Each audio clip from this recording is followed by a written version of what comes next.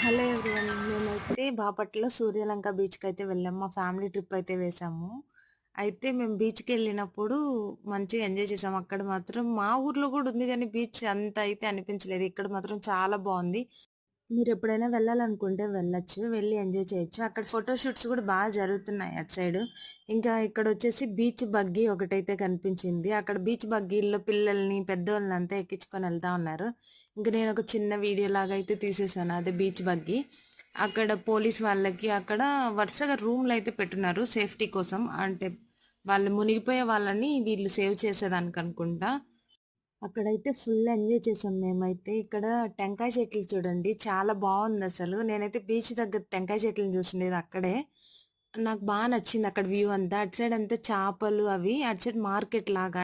అక్కడ షాపులలో గవ్వలతో చేసిన అద్దాలు, ఇంకా హ్యాంగ్స్ అన్నీ ఉన్నాయి. ఇదేదో ఒకటి వెరైటీగా అనిపించింది. అందుకే దీన్ని ట్రై చేశాను.